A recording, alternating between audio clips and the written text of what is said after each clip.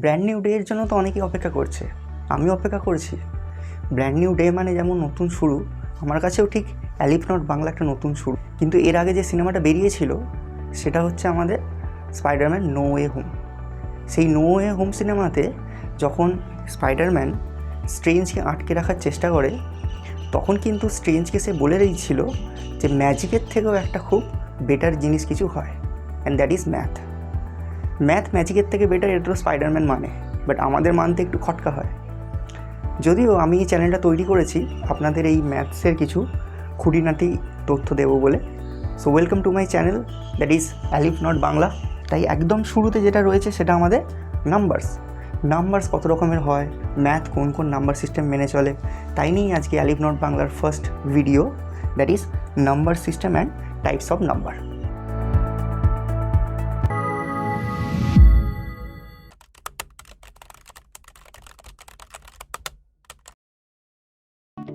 প্রথমত নাম্বার বিষয়টা নিয়ে হয়তো অনেকেরই ইন্টারেস্ট নেই, কিন্তু যেহেতু অঙ্কের শুরুটা নাম্বার থেকেই, আমি তাই নাম্বার দিয়েই শুরু করতে চাই। সো আমি থাম্বনেলে যে জিনিসটা দিয়েছি, that is 100 equal to 144 equal to 64 equal to 1100 equal to C. এটা আমি কেন লিখেছি? অনেক যারা ধরুন নিচু ক্লাসের স্টুডেন্ট, অর্থাৎ যারা একটু লোয়ার মিডিল ক্লাসের স্টুডেন্ট, তাদের কাছে হয়তো এই বিষয়টা ক্লিয়ার নয়। বাট এইচএস বা হায়ার সেকেন্ডারিতে যারা কম্পিউটার নিয়েছেন বা যাদের একটু ইঞ্জিনিয়ারিং ম্যাথামেটিক্সের জ্ঞান আছে, তারা অবশ্যই এই বিষয়টা আন্দাজ করতে পেরেছেন, আমি জানি। তো যদি আপনি না জেনে থাকেন তাহলেও কোনো ব্যাপার নয়, আমি আছি তার জন্য, আমি আপনাদের জানিয়ে দিচ্ছি। সো 100টা আমরা সাধারণ যে ম্যাথস, অর্থাৎ আমাদের যে নাম্বার সিস্টেম, তার জন্য আমরা 100টাকে ইউজ করি। 100 যেটা, এটা বেসিক্যালি ডেসিমাল সিস্টেমের অন্তর্গত।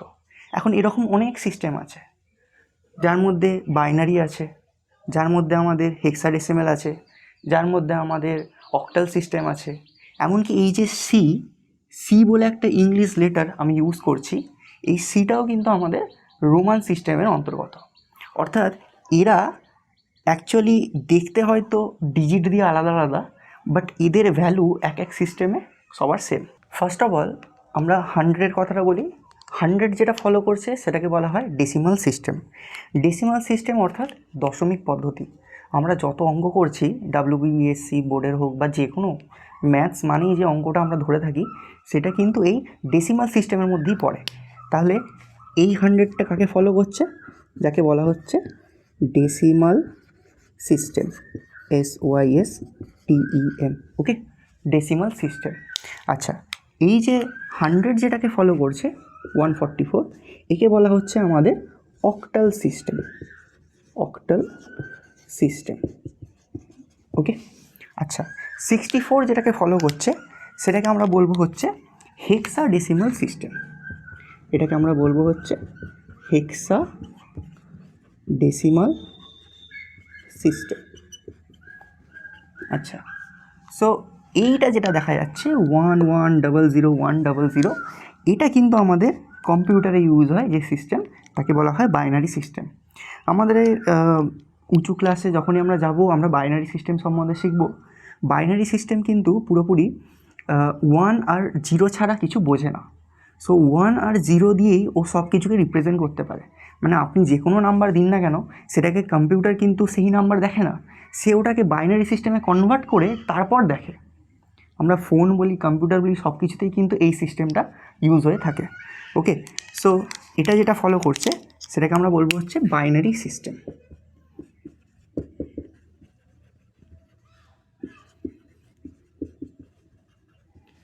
এবং লাস্ট যেটা আমাদের সি আমাদের যেটা ফলো করছে সেটা হচ্ছে Roman numerals or Roman system.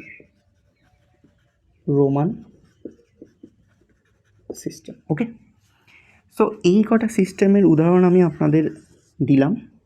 Octal system, binary system, ওকে, তারপর হেক্সাডেসিমাল সিস্টেম, এছাড়াও আছে আমাদের অক্টাল সিস্টেম, অ্যান্ড যেটা আমাদের রোমান সিস্টেম। তো মেনলি যারা 5-6-এ পড়ে ওয়েস্ট বেঙ্গল বোর্ডে, তাদের কাছে তো রোমান সিস্টেমটা অবশ্যই চেনা হয়ে গেছে। বাইনারি সিস্টেম 11-12-এ কম্পিউটারের জন্য আমাদের লাগে। এছাড়া ফিজিক্সের কিছু পার্টে রয়েছে। হেক্সাডেসিমাল সিস্টেম, অক্টাল সিস্টেম এগুলো একটু নতুন, এগুলো অনেকে হয়তো ইউজ করে না। আর ডেসিমাল সিস্টেম আমরা সচরাচর অঙ্ক যা করি সবই ডেসিমাল সিস্টেমের মধ্যে পড়ে। সো ডেসিমাল সিস্টেমের মধ্যে কোন কোন নাম্বার আছে সেটা আমাদের জানতে হবে। ডেসিমালের মধ্যে কে কে পড়বে? 0, 1, 2, 3, 4, দেন আছে আমাদের 5, 6, 7, 8, 9। সো এই হচ্ছে আমাদের ডেসিমাল সিস্টেমে যতগুলো নাম্বার আছে। এরপর যেটা সেটা হচ্ছে আমাদের অক্টাল সিস্টেম। অক্টাল সিস্টেমে কটা নাম্বার আছে? অক্টাল সিস্টেমে 8খানা নাম্বার আছে। That is 1, 2, 3, 4, 5, 6, 7 and 8। এই 8টা নাম্বার নিয়ে তৈরি হয়েছে আমাদের অক্টাল সিস্টেম। আচ্ছা, হেক্সাডেসিমাল সিস্টেমে কটা নাম্বার আছে? হেক্সাডেসিমাল সিস্টেমের মধ্যে টোটাল 16খানা নাম্বার আছে। ডেসিমাল মানে যেমন 10, হেক্সা মানে হচ্ছে 6, আর হেক্সাডেসিমাল মানে টোটাল 16খানার মধ্যে কী কী রয়েছে? 0, 1, 2, 3, 4, ওকে, তারপর 5, 6, 7, 8, 9। মানে ডেসিমালে যারা যারা ছিল তারাই রয়েছে। এর সাথে যারা রয়েছে তারা হচ্ছে A, B, C, D, E and F। So এই হচ্ছে টোটাল 16খানা ডিজিট যেগুলো হেক্সাডেসিমালে ইউজ হয়। বাইনারি সিস্টেমের মধ্যে কটা নাম্বার রয়েছে? বাইনারি সিস্টেমের মধ্যে আমি বললাম যেটা, যে এ শুধুমাত্র 0 অ্যান্ড 1কেই ফলো করে চলে। অর্থাৎ আপনি যে কোনো নাম্বারই দিন না কেন, কম্পিউটার বা ফোন বাইনারি সিস্টেমে তাকে কনভার্ট করে 0 আর 1 দিয়ে রিপ্রেজেন্ট করবে। কম্পিউটার বা ফোন 0 আর 1 ছাড়া কিছু বোঝে না। রোমান সিস্টেমের মধ্যে অনেক রকমের ডিজিট রয়েছে। তার মধ্যে যেমন ধরুন কিছু পরিচিত digit, that is English alphabet দিয়ে লেখা হয় আই, আমরা 1 লিখে থাকি। 2 এর জন্য 2টো আই লিখি, 3 এর জন্য 3টে আই লিখি। এরপরে থাকে ভি, এক্স, তারপর আমাদের থাকবে এল, সি, এম, ডি ইত্যাদি ইত্যাদি। তো এইগুলো আমাদের মেনলি প্রাইম 7টা ডিজিট যেগুলোকে আমরা অ্যাজ এ রোমান সিস্টেমে ব্যবহার করে থাকি। মেনলি এই যে I, V, X, L, C, M, D, এই 7টা ডিজিট দিয়েই আমরা রোমান নাম্বারকে রিপ্রেজেন্ট করে থাকি। রোমান নাম্বারে কোনো 0 হয় না এবং রোমান নিউমেরালসে 0 বলে কিছু নেই। যদি আমরা কোনো জায়গায় 0কে ব্যবহার করতে চাই, সেখানে আমরা নুলা বলে একটা ওয়ার্ড, ল্যাটিন ওয়ার্ড, সেটাকে ইউজ করে থাকি। মানে যদি আমাকে এর মধ্যে 0কে রিপ্রেজেন্ট করতে হয়, আমি কি করব? লিখব নুলা, NULLA, নুলা। এই নুলা ওয়ার্ডটা দিয়ে কিন্তু আমরা 0কে রিপ্রেজেন্ট করে থাকি। তো যে জিনিসটা বলছিলাম যে নাম্বার সিস্টেম কিন্তু অনেক রকমের হয়, এবং এছাড়াও মানে যেগুলো শেখানো হলো তার ছাড়াও কিন্তু অনেক রকমের নাম্বার সিস্টেম হয়ে থাকে। আমরা সবগুলো ধীরে ধীরে, মানে এর পরে যখন নেক্সট ভিডিও আসবে সেখানে তো ধীরে ধীরে একটা সিস্টেম থেকে অন্য সিস্টেমে কী করে যায় সেগুলো নিয়েও আলোচনা করব। বাট আমরা শিখছি বেসিক ম্যাথ। বেসিক ম্যাথের জন্য বেসিক যা যা দরকার সেগুলো আমরা শিখে নেব। তো আমরা যেটা লিখেছিলাম সেটাকে একটু মডিফাই করে লিখতে হবে।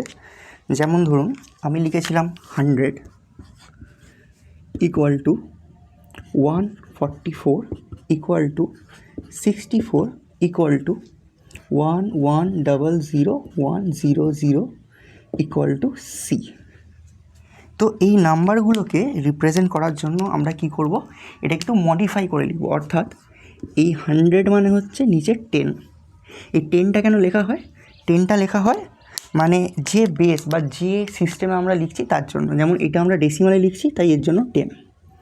ওকে, আচ্ছা, এর জন্য আমরা কত লিখব? তাহলে এর জন্য আমরা লিখব হচ্ছে, যেহেতু এটা আমাদের অক্টাল সিস্টেম, তার জন্য আমরা এখানে ইউজ করব হচ্ছে 8, এর জন্য 16, এর জন্য 2। ওকে, সো এখানে হচ্ছে আমাদের 8, এখানে হচ্ছে 16, এখানে হচ্ছে 2, অ্যান্ড দ্যাট ইজ কারেক্ট। এইটা হচ্ছে আমাদের আসল রহস্য, যে কেন আমরা এই 100 equal to 144 equal to 64 equal two এটা লিখেছি। এই যে 100, 144, 64 এরা হয়তো ডিজিটসে আলাদা আলাদা, বাট এদের ভ্যালু সব ক্ষেত্রে সেম। সিস্টেমের এটাই ফায়দা, আমরা যে সিস্টেমে থাকবো আমরা সেই সিস্টেমে তার ভ্যালুকে ফলো করব। এটা মেনলি জেনারেলি আমরা ফলো করে থাকি। আমরা সব কিছু ডেসিমালে করি। এবার আমরা ধীরে ধীরে শিখব যে নাম্বারস কত রকমের হয় এবং নাম্বারস কাদের বলে। খুব ভালো করে দেখলে বোঝা যাচ্ছে যে সি আমাদের একটা জাস্ট অ্যালফাবেটের এলিমেন্ট। অ্যালফাবেট মানে ইংলিশ অ্যালফাবেট, তার একটা এলিমেন্ট। তাহলে সি দিয়ে আমরা নাম্বার বোঝাচ্ছি। তাহলে নাম্বার যে শুধুমাত্র ডিজিট দিয়েই বোঝাতে হবে এমন কোনো কথা নেই, সি দিয়েও বোঝানো যেতে পারে। তাহলে নাম্বারস কারা? নাম্বারস বলতে আমরা কি বলি? নাম্বারস আমরা কাদের বলি? ওকে, নাম্বারস কারা? তো নাম্বারস কারা বলতে গেলে যেটা বলতে হয়, নাম্বারসরা অ্যাকচুয়ালি সিম্বল। নাম্বারস হলো এক একটা সিম্বল। এই যে 1 2 3 4 এই সকল সিম্বল, এদেরকে, এই সিম্বলগুলোকে নিয়ে আমরা কী করি? এই সিম্বলগুলোর একটা আমরা ব্যবহার করে থাকি কাউন্টিংয়ের জন্য। So numbers are nothing but এক একটা তারা সিম্বল। সিম্বলকে আমরা একসাথে নিয়ে কাউন্টিং করি অথবা ক্যালকুলেট করে থাকি, কম্পিউট করে থাকি।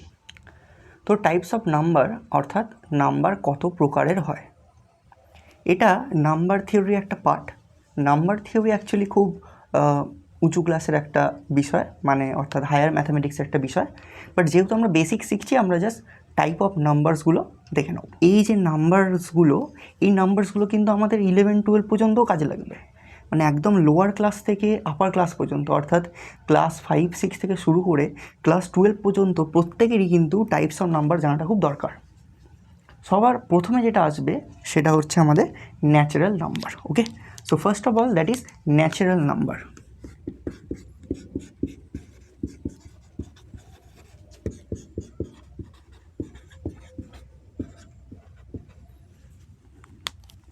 ওকে, সো ন্যাচারাল নাম্বারকে বলা হয় বাংলাতে স্বাভাবিক সংখ্যা।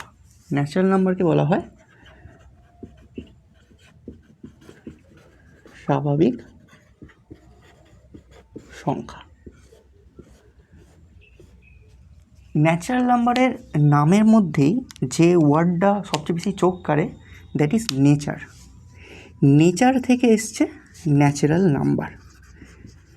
নেচার অর্থাৎ যখন পৃথিবীর সৃষ্টি হয়, পৃথিবীর সৃষ্টি হওয়ার পরে তো সঙ্গে সঙ্গে মানুষ আসেনি, মানুষ জন্মালো। মানুষ জন্মানোর পর মানুষের বিকাশ হলো, বুদ্ধির বিকাশ হলো। ওকে, সো মানুষ প্রথমে কাউন্ট করতে যখন শিখেছিল, তখন তারা গোটা গোটা সংখ্যায় জিনিসপত্র কাউন্ট করতে পারত। কেন? আপনি ভেবে দেখুন যে আপনি যদি এখন আদিম মানুষ হতেন, তাহলে আপনি কি করতেন? আপনার চোখের সামনে দেখতে পারতেন 3টে ছাগল ঘোরাঘুরি করছে, 2খানা গাছ আছে, 1খানা সূর্য আছে, ওকে, 5খানা ধরুন কেউ কী বলবো, আপেল জঙ্গল থেকে নিয়ে চলে এলো। তো এই যে তারা যেভাবে কাউন্ট করবে, সব কিছু কিন্তু 1 2 3 4 5 এরমভাবে কাউন্ট করবে। সেখানে 0 বলে কোনো কিছু ছিল না। তো তখনকার দিনে নিশ্চয়ই কেউ এরমভাবে বলবে না যে আমি না একটা ডাইনোসর দেখেছি। তার বাবা জিজ্ঞেস করলো, তুমি কতগুলো ডাইনোসর দেখেছো? সে বললাম 0খানা ডাইনোসর দেখেছি। মানে কোনো ডাইনোসর দেখেইনি। তো 0 বলে কোনো জিনিস ন্যাচারাল নাম্বারে কিন্তু নেই। ওকে, সো ন্যাচারাল নাম্বার যেটা আমরা বুঝলাম যে একদম পৃথিবীর সৃষ্টিকালে, মানুষের বিকাশকালে মানুষ যখন শিখেছিল, তখন তারা গোটা গোটা নাম্বারস নিয়েছিল এবং গোটা গোটা নাম্বারস দিয়ে কিন্তু তারা কাউন্টিং শুরু করে। তাই ন্যাচারাল নাম্বারের মধ্যে যারা যারা থাকবে তারা সবাই কী হবে? গোটা গোটা নাম্বারস হবে। ওকে, তো কারা থাকে ন্যাচারাল নাম্বারের মধ্যে? ন্যাচারাল নাম্বারসের মধ্যে যারা থাকে তারা হলো 1 2 3 4 5 6 এরমভাবে চলতে থাকবে এবং এটা কিন্তু থামবে না, এটা থামবে না। তো অনেকেই জিজ্ঞেস করবে যে তাহলে স্যার পরে আবার 1 0 আসছে, 10 আসছে, তো 10-এর মধ্যে তো 0 লুকিয়ে আছে। তা আমি বারবার বলতে চাইছি ওই জিনিসটাই, যে 0টা লুকিয়ে আছে ঠিক আছে, আমি মানছি, কারণ 10-এর মধ্যে 10 বানাতে গেলে তো 0 লাগবেই। আজকে আমি যে নাম্বার সিস্টেমটা ফলো করছি তার মধ্যে তো 0 আছেই, বাট এখানে 0 বলে কোনো ভ্যালু কিন্তু নেই। 0 অনেক পরে আবিষ্কার হয়, 0-র আবিষ্কার নিয়েও বলছি, একটুখানি জাস্ট ধৈর্য ধরুন। এরপরে যেটা আসবে সেটা হচ্ছে আমাদের whole number. Okay, so whole number second, that is whole number.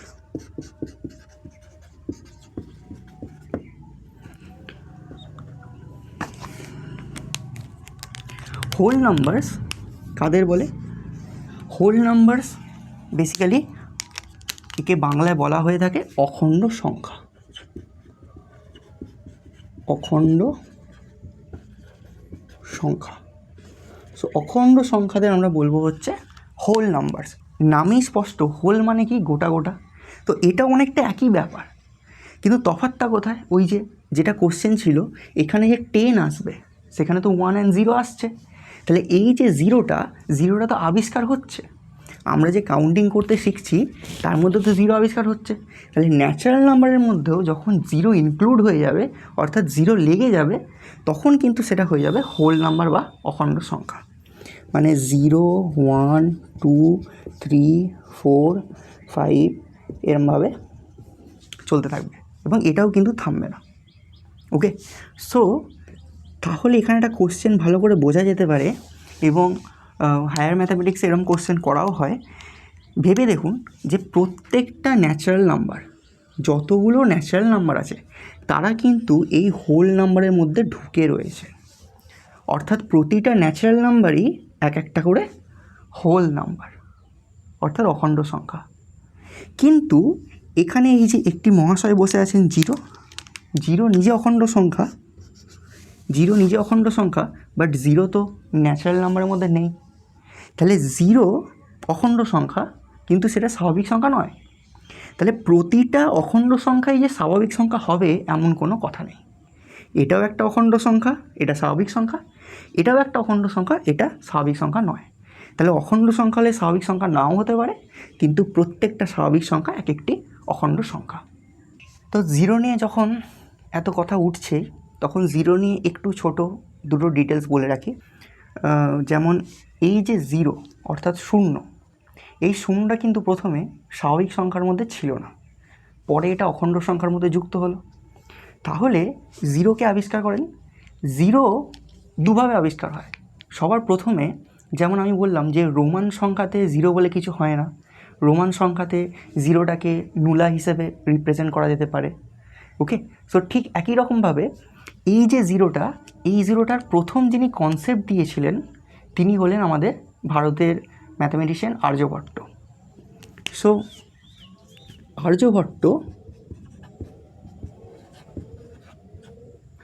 Aryabhata যিনি ছিলেন তিনি প্রথম 0র কনসেপ্টটা দেন। তিনি যেটা আবিষ্কার করেন সেটা হচ্ছে 0র কনসেপ্ট। ওকে, সো ইনি যেটা আবিষ্কার করেন সেটা হচ্ছে কনসেপ্ট অফ 0। অর্থাৎ যিনি 0টাকে বলেন যে এটা একটা প্লেস হোল্ডার মানে কি? ধরুন কোনো একটা জায়গায় ফাঁকা দেবেন, ঠিক আছে? যেমন আমি বলছি যে 3 থেকে 3কে বাদ দিলে কি হয়? 3 থেকে 3কে বাদ দিলে 0 হয়। কিন্তু আর্যভট্ট তো তখন 0কে এরমভাবে রিপ্রেজেন্ট করতেন না। তিনি যে কনসেপ্টটা নিয়ে এসেছিলেন যে এই 3 থেকে 3কে বাদ দিলে কিছু একটা ফাঁকা জায়গা পড়ে থাকবে। তো সেই ফাঁকা জায়গাটাকে আমরা 0 বোঝাবো কী করে? সেই ফাঁকা জায়গাটাকে আমরা 0 বোঝাবো একটা ডট দিয়ে। তো আর্যভট্ট যে কনসেপ্টটা দেন সেই 0টা দেখতে কিছুটা এইরকম। ওকে, তার 0টা দেখতে এইরকম ডটের মতো। সো এটা হচ্ছে আর্যভট্টর কনসেপ্ট। পরে এই যে digit, so as a digit হিসেবে 0কে প্রথম নাম্বার সিস্টেমের মধ্যে যুক্ত করেন তিনি হলেন ব্রহ্মগুপ্ত ছিলেন সেই ব্যক্তি যিনি 0টাকে এরকম 0ভাবে লিখে দেখান। ব্রহ্মগুপ্ত ছিলেন এমন ব্যক্তি যিনি 0টাকে এরকম 0 আকারে লেখেন এবং তাকে আমাদের নিউমেরিক্যাল নাম্বার সিস্টেম অর্থাৎ যে ডেসিমাল নাম্বার সিস্টেম সেখানে অ্যাড করেন। তো এই যে 0টা যিনি আবিষ্কার করেন তার নাম হচ্ছে ব্রহ্মগুপ্ত।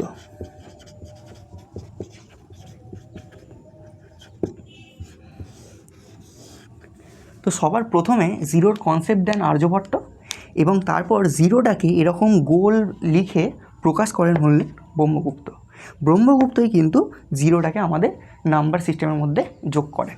সো পরে হয়ে যায় এরকম যে 3 - 3 বিয়োগ করলে কী হবে? 0। তো এই যে রিপ্রেজেন্টেশনটা কিন্তু আমাদের প্রাথমিক রিপ্রেজেন্টেশন ছিল, অর্থাৎ এটা হচ্ছে আমাদের ফার্স্ট রিপ্রেজেন্টেশন।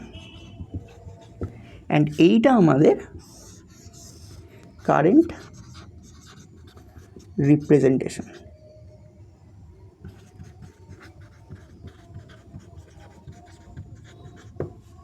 তো জিরো সম্বন্ধে আমরা বুঝলাম। এরপরে আমরা যে নাম্বারগুলো শিখব, 3 নম্বর, এটাকে বলে হচ্ছে আমাদের পূর্ণ সংখ্যা। পূর্ণ সংখ্যা,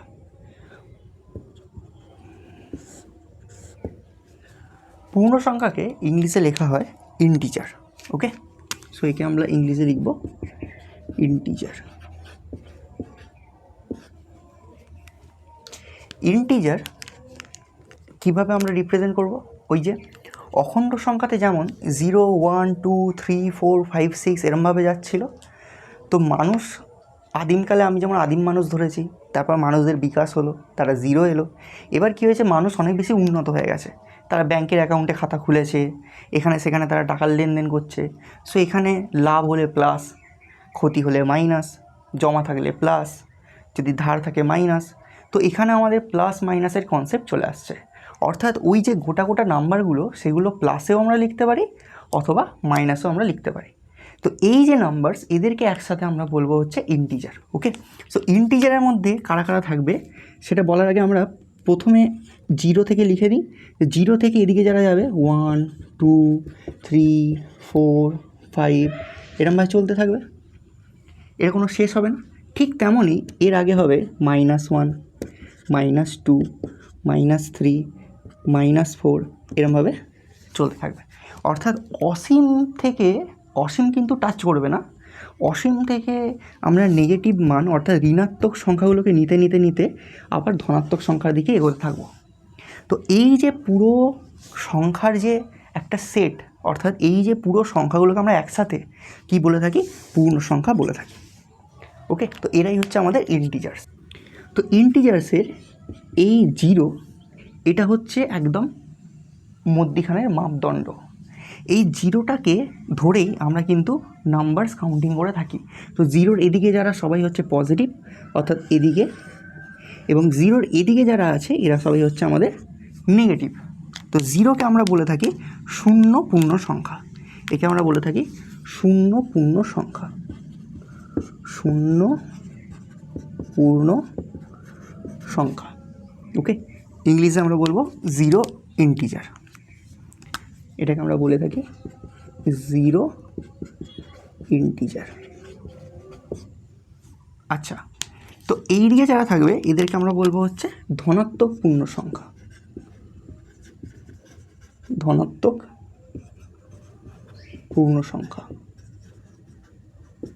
আচ্ছা, এদেরকে আমরা ইংলিশে বলে থাকি পজিটিভ ইন্টিজার্স। আচ্ছা, এদিকে যারা থাকবে তারা হচ্ছে ঋণাত্মক পূর্ণ সংখ্যা।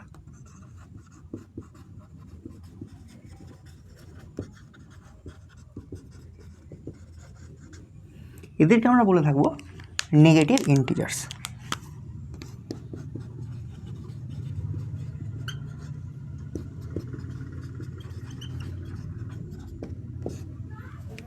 ওকে, সো এই হচ্ছে আমাদের 3 ধরনের ইন্টিজার।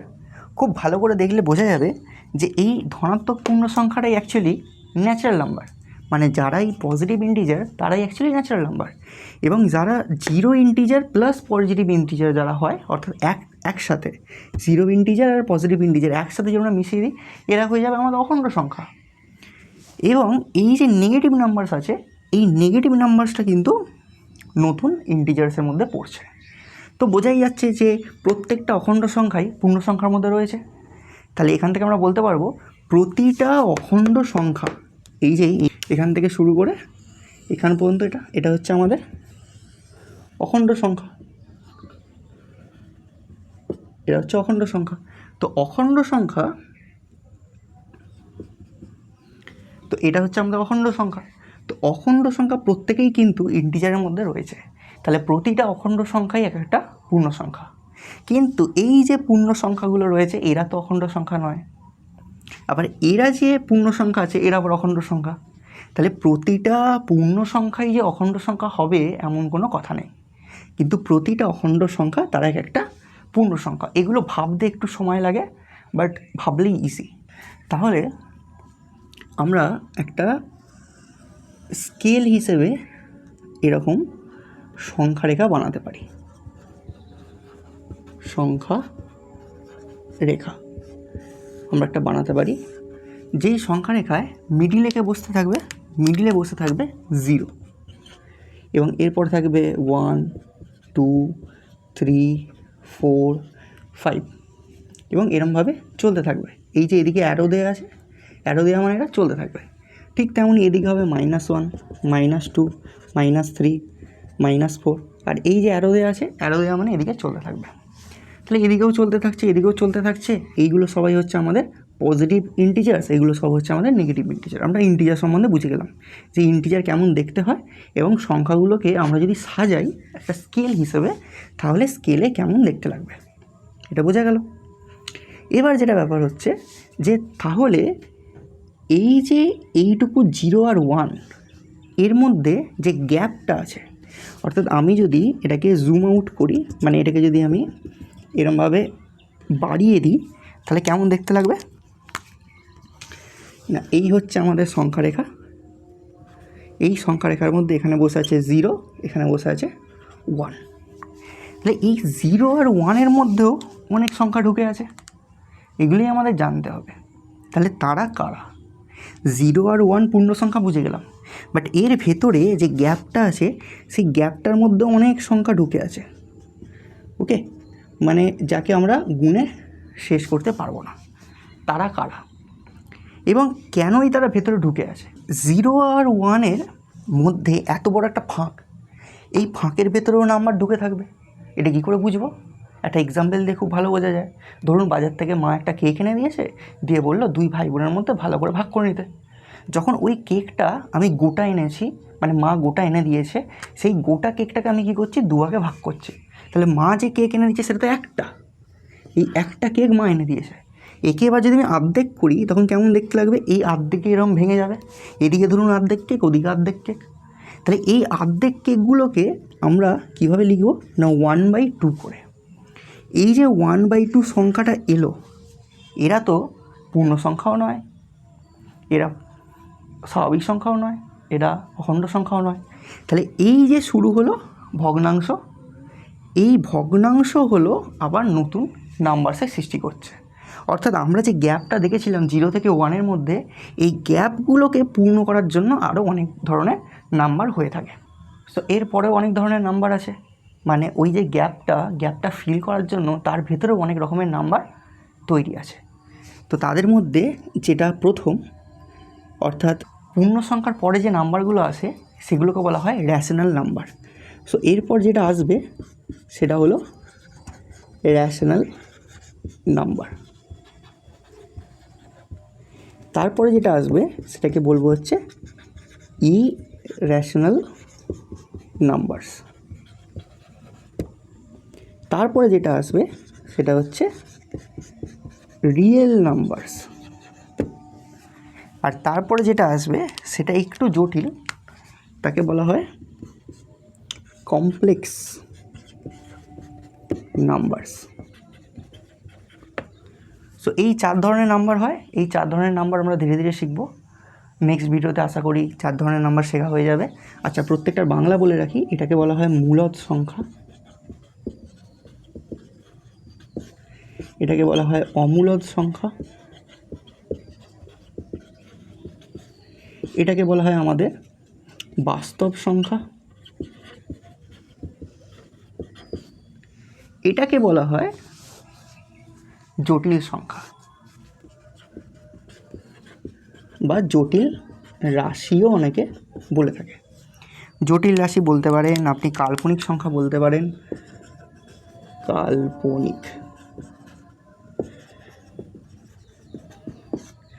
কাল্পনিক সংখ্যা আমরা ধীরে ধীরে আসবো। কাল্পনিক কেন? ওই যে শুরুতেই বলেছিলাম, ম্যাজিকের থেকে একটু বেটার ম্যাথসটা, আমি অন্তত মানি। সো এই যে কমপ্লেক্স নাম্বার, এর একটা নাম আছে, একে বলা হয় ইম্যাজিনারি নাম্বারস।